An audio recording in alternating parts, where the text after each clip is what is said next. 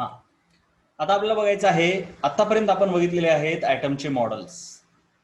ठीक आहे, मी कधी बोर्डावर शिकवत जाईल, कधी स्क्रीनवर, जिथं थेअरीचा भाग असतो तिथं स्क्रीन, गरजेनुसार. आणि फिजिकल क्लासेस सुरू झाल्यावर तो बोर्डावरच शिकवणं असते, काळजी करू नका.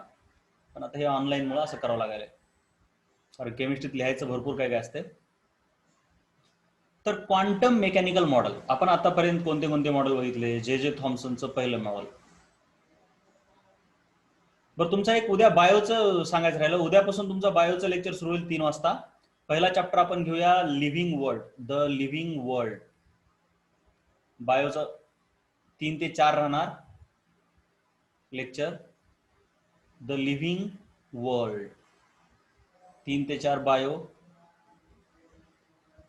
त्यानंतर 4 ते 5 सुट्टी असणार, ब्रेक असणार तुम्हाला, कारण का सतत 3 तास तुम्ही स्क्रीनच्या पुढे राहू शकत नाही. 5 ते 6 केमिस्ट्री आणि 6 ते 7 फिजिक्स. आता याच्यामध्ये आम्ही शिकवणारे वेगवेगळे लोक आहोत. मी आहे कागणे सर, आणखीन एक आहेत सोरगेकर सर, आणखीन एक आहेत पाटील सर, आणखीन एक आहेत प्रिया कागणे मॅडम. तर याच्यामध्ये मॅक्झिमम पोर्शन मी, सोरगेकर सर, काही पोर्शन पाटील सर पण शिकवतात, आणि नियरली केमिस्ट्रीचा एक 15% भाग मॅडम शिकवतात, जास्त नाही, गरजेनुसार शिकवतात मॅडम. मॅक्झिमम पोर्शन आम्ही शिकवतो, असं माहीत असू द्या. ठीक आहे, हळूहळू माहिती होतच जाईल. ओके, तर क्वांटम मेकॅनिकल मॉडेल, थॉम्सनचं मॉडेल बघितलं आपण, जे थॉम्सन. त्याच्यानंतर कुणाचं मॉडेल आलं सांगा बरं बाळांनो? चला, जे थॉम्सन नंतर कुणाचं मॉडेल आलं? क्विक. यस, हा मॅथचे पण आहेत, मॅथचे 7 ते 8 राहणार, पण मॅथला सुरू व्हायला आणखीन 4-5 दिवस आहेत, पण बायो उद्यापासून सुरू होईल.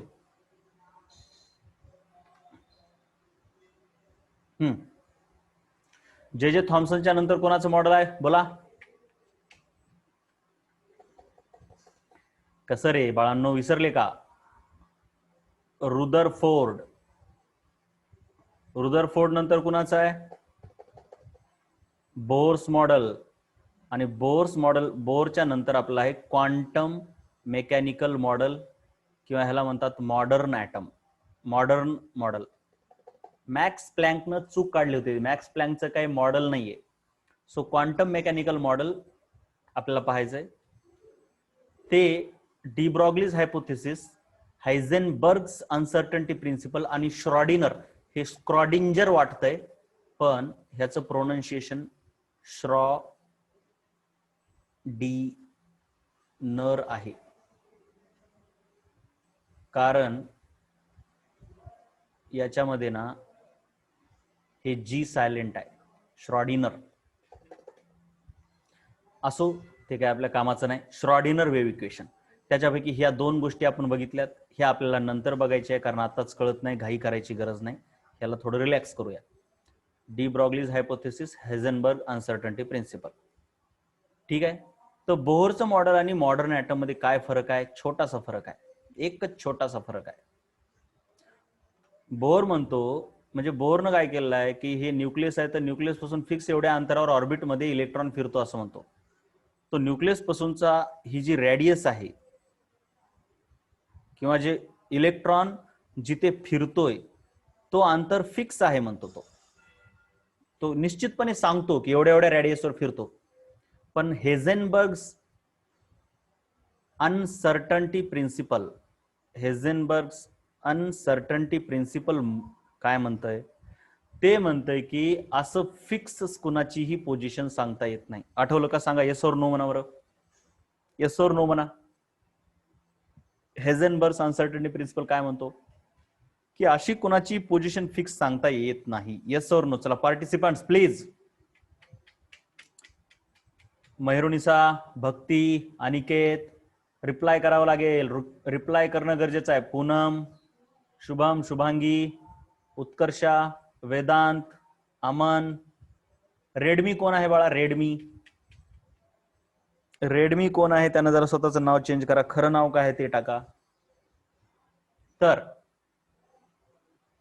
हेझेनबर्ग अनसर्टन्टी प्रिन्सिपल काय सांगतो की कुणाचीही अशी रेडियस आपण फिक्स नाही सांगू शकत, आणि बोहरने तर फिक्स रेडियस आहे सांगितली, म्हणून बोहरचा जो इलेक्ट्रॉन फिक्स ऑर्बिटमध्ये फिरतो ते चुकीचं आहे. त्याची फिक्स व्हेलॉसिटी सांगितली बोहरनं, ते पण चुकीचं आहे. मग हेझेनबर्ग अनसर्टन्टी प्रिन्सिपल नुसार बोहरच्या मॉडेलमध्ये थोडा बदलाव केला. त्यांनी काय म्हटले, बोहरने चुकीचं म्हटले काय की बाबा इलेक्ट्रॉन फिक्स एवढ्या अंतरावर फिरतो. बोहरने काय म्हणायला पाहिजे, समजा ही रेडियस आहे काहीतरी 50 पिकोमीटर समजा म्हणतोय, तर बोहरनं म्हणायला पाहिजे की बाबा हे 50 पिकोमीटर ही फिक्स रेडियस म्हणता येत नाही. बोहरनं म्हणायला काय पाहिजे की बाबा इथं इलेक्ट्रॉन असण्याची शक्यता खूप जास्त आहे, फिक्स इथं आहे असं नाही म्हणायचं, शक्यता इथं जास्त आहे. का? कारण त्याची फिक्स पोझिशन सांगता येणं अवघड आहे. म्हणजे इलेक्ट्रॉन इथंही असू शकतो किंवा त्याच्या अवतीभोवती कुठंतरी असा थोडासा असा अलीकडच्या स्पेसमध्ये असू शकतो किंवा थोडासा पलीकड पण असू शकतो. म्हणजे इलेक्ट्रॉन हा फिक्स एखाद्या ठिकाणी आहे असं म्हणणं अवघड आहे. इथंच फिक्स नाही, तो इथून एवढ्या भागात कुठेतरी आसपास असू शकतो, त्याची पोझिशन फिक्स सांगणं चुकीचं आहे. मग जे इलेक्ट्रॉनची जी फिक्स पोझिशन आहे जिच्यात तो फिरतो त्याला ऑर्बिट म्हटलं होतं बोहरनं. तर आता नवीन सायंटिस्टनी म्हटलं की फिक्स पोझिशन सांगण्याच्या ऐवजी आपण काय म्हणूया की न्यूक्लियस पासून इथून एवढ्या अंतरामध्ये इलेक्ट्रॉन असण्याची शक्यता जास्त आहे. ह्या स्पेसमध्ये हे एवढं जे हे भाग आहे ना, एवढा स्पेस, याला स्पेस म्हणतात, व्हॉल्यूम, ह्या एवढ्या भागामध्ये इलेक्ट्रॉन असण्याची शक्यता आहे आणि त्याला आपण ऑर्बिट नाही तर ऑर्बिटल म्हणूया. जरा दोन गोष्टीमधला फरक समजून घ्या. ऑर्बिट हे काय सांगतंय, बोहरचं आहे, हे बोहरचं म्हणणं आहे. तो काय म्हणतो, इलेक्ट्रॉन फिक्स ऑर्बिटमध्ये फिरतो, त्याचा अंतर फिक्स आहे एकदम एक्झॅक्ट. परंतु क्वांटम मेकॅनिकल मॉडेल काय सांगतंय की बाबांनो इलेक्ट्रॉन हा फिक्स नाही, तिथं असण्याची शक्यता आहे, प्रोबॅबिलिटी आहे, एक्झॅक्ट तिथं आहे असं म्हणता येत नाही. का? कारण हेझेनबर्गचा अनसर्टन्टी प्रिन्सिपल म्हणतंय तुम्ही एक्झॅक्टली सांगू शकत नाही. तुम्ही मोजलंय परंतु मोजताना चुका नक्कीच झालेल्या असतात. आणि म्हणून क्वांटम मेकॅनिकल मॉडेल म्हणतंय की इलेक्ट्रॉन असण्याची शक्यता जिथं जास्त आहे त्याला आपण ऑर्बिटल म्हणतो, आणि बोहर म्हणतो जिथं इलेक्ट्रॉन फिक्सच आहे त्याला आपण ऑर्बिट म्हणूया. मग हे कॅन्सल करून आता नवीन कन्सेप्ट आला ऑर्बिटलचा, की जिथं इलेक्ट्रॉन फिक्स असेलच असं नाही पण तिथं असण्याची शक्यता खूप जास्त असते. मग बोहरचं मॉडेल आणि क्वांटम मेकॅनिकल मॉडेल ह्या दोघातला फरक कळला का तुम्हाला?